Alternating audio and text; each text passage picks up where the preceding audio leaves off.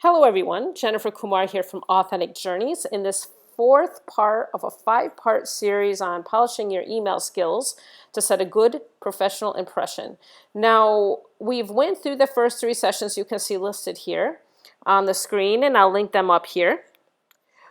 Now we're on session 4, which is formatting in the email client. Now, obviously, these sessions build on each other, so we did look a little bit at formatting lists specifically in our email client in session 3. So you can go back to session 3 if you haven't seen that one, especially for formatting lists in your email client. Now, this is with special reference to using Gmail as your email client because I do work in India with a lot of startup companies who, to save on cost, use Gmail or Google Apps as their email client. So this would look very familiar to you.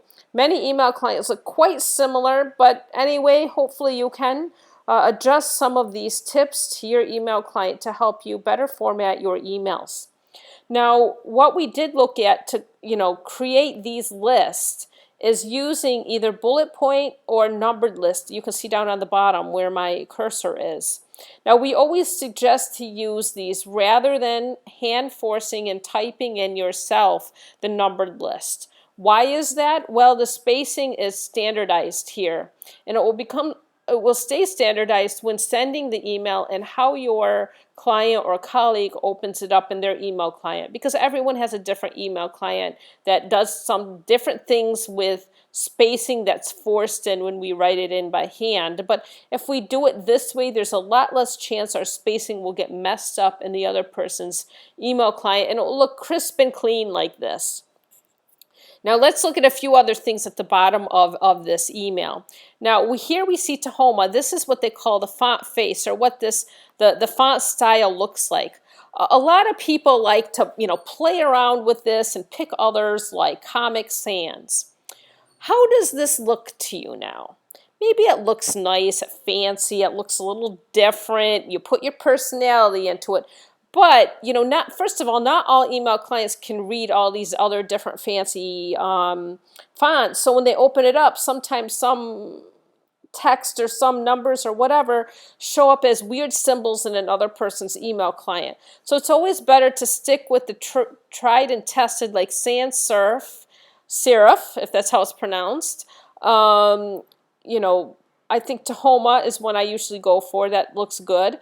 I don't see Arial here, but Arial's a good one. Verdana is also quite a good one. Most of these you do see in Google would actually go for any email client, but I would definitely stay away from Comic Sans unless, maybe you're an animation company or something like that. It doesn't really look that professional. It looks a little kiddish or a little immature, so I would stay away from that one. Now, for some of these other ones, it could be hard for some people to read, like Garmound. Look at that. It looks a little hard to read. Now, let's just take a look at that on the white background. How do you feel? Does it look that easy to read? You can see some of these lines, they get cut out, like, and the F's and everything, a little hard to read there. So let's actually go back to our anything like Sans Serif. Now look at that. It looks so much easier to read really quickly. Now let's just check another one like fixed width. This looks like a typewriter, old-fashioned. It's somewhat easy to read, but I think it's not that easy on the eyes as it could be. Let's see one other one. Narrow. No, don't pick this one. We also have to think about the age and of our clients or who's reading our emails. Definitely younger people could probably see this a little bit easier, but the older someone gets, it's going to be a little tougher for them to read all these. And also, generationally speaking, probably most people over the age of 40 or 50 would find this to be kiddish, where maybe people under 25 might find it fun and lively. And it also depends on your company's culture. Let's stick to Sans Serif. Now, that's the font face. Now let's look at this. This is the size. I usually stick with normal in Gmail. Huge, nah, please don't do that. Please don't do that. Large, maybe, but let's stick with normal.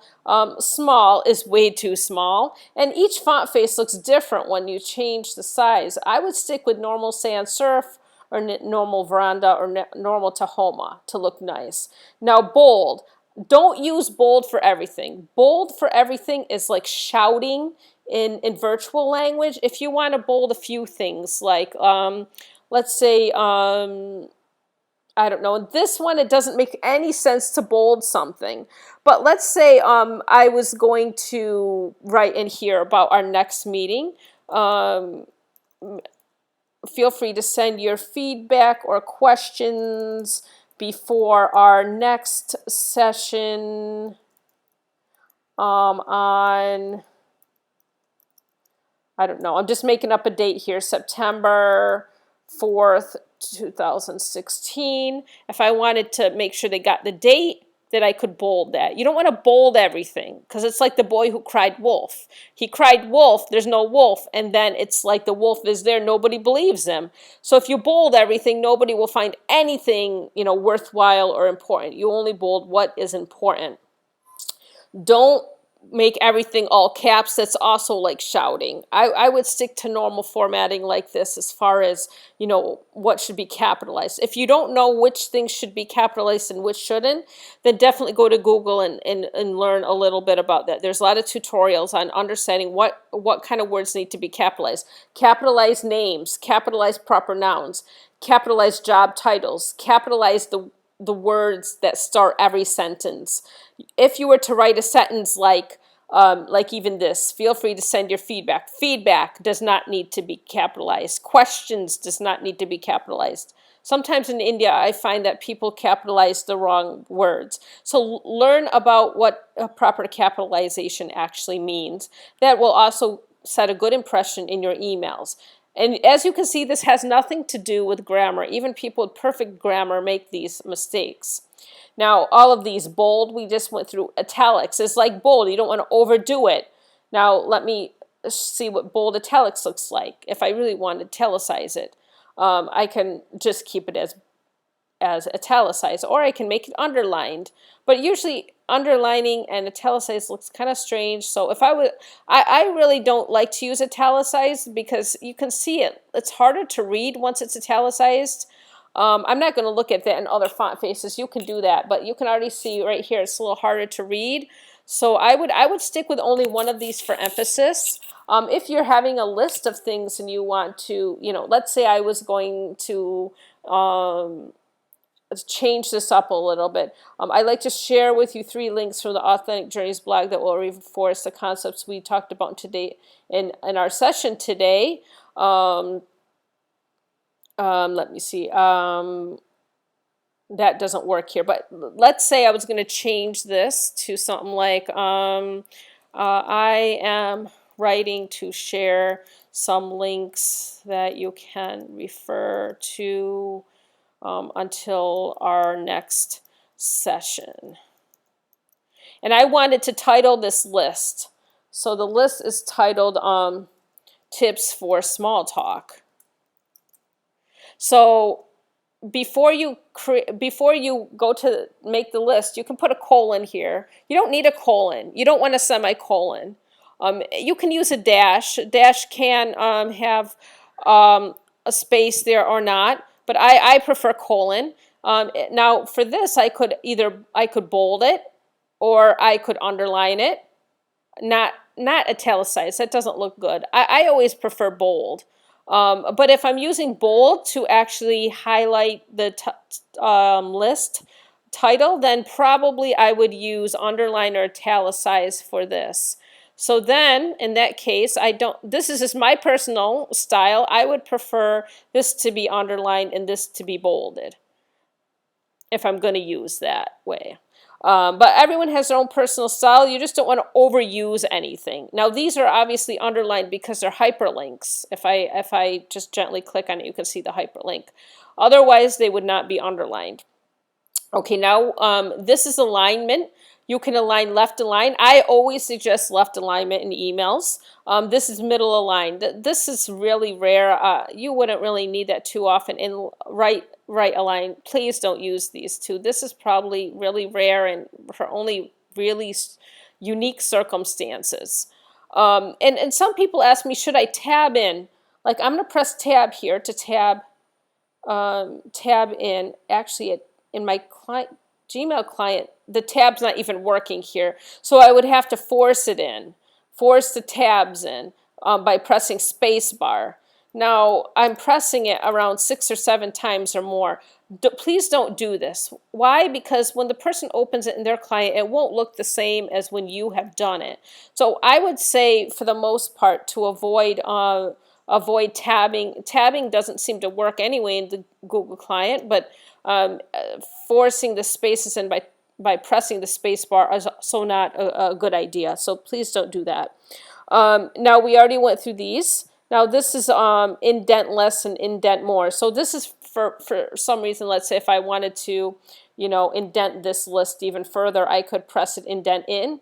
Oh, that's actually taking it out instead of in. Yeah, because that little icon shows the arrow to the left. Or I could go in again. Now that's actually ruined my formatting. I don't quite like that, so I'm going to go back. I just pressed Command K to go back. I don't use these two too much. I think it's for rare circumstances, so I'm guessing that most of you probably won't use this too much. Now this is for quoting something. So if I was going to quote something, like let's say I was going to quote that, I can press this and it will indent it slightly. Okay? But I don't usually use that. So, and this one, remove all formatting. This should, whatever I think you have to highlight. I never use this one actually, but if I highlight everything and see it remove the formatting, I don't want to do that. I want the formatting. So these are tips you would probably, in most cases, use for emails that you're writing to start a thread. Now, if you're responding to a thread, you may write within the thread. I'm not having a tutorial on that at this point in time, but that formatting would be a little different. Now, I missed one on here. Did you notice? I missed the text color. So normally we just stick with black on a white background, but sometimes we want to have a background color, which is a highlight. So you want to highlight something. So obviously you have to be a little careful because I don't really need that line highlighted. So Command Z, I would just highlight that. Now, if I didn't want bold here, I could highlight this. I could take out the bold and I could highlight it with yellow. I prefer yellow, but I would say be careful about the color you pick as the background color, because let's say we pick green. Now it might look nice. Maybe this doesn't look nice, but see how it's harder to read now? You want to pick a color that with the black text, it's going to look nice. So would orange look good? It definitely sticks out, but see, it's hard to read, and especially, again, if you have older clients or colleagues who are reading this, they're going to find that hard to read. So you could pick yellow. That's why sometimes I tend to stick with, without doing the background color, and I do bold instead. Please don't change the color of the font to another color in your initial email. Now, if you're writing within an email, like you're responding to another email and you want to write within, you can do yellow highlight, or you can change the font color. But again, if you're changing the font color, I would stick to, something that's easy to see. That gets tricky because blue and black look almost the same. Like let's say I was going to change this to blue.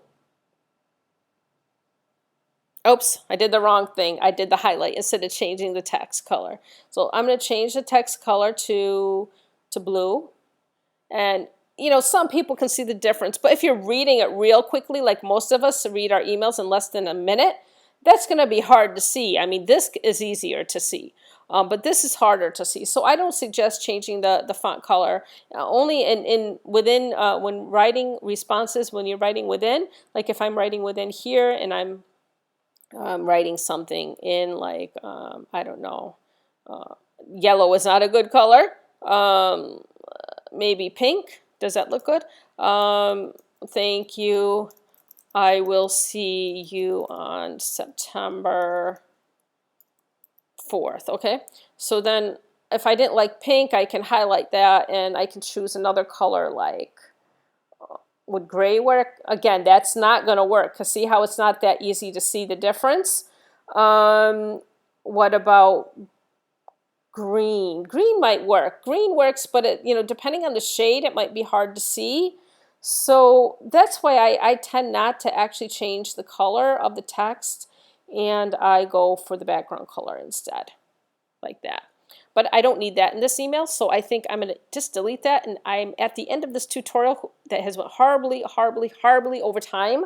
So thank you so much for watching the session 4 of 5 sessions on tips for polishing your business email skills. See you in the next video.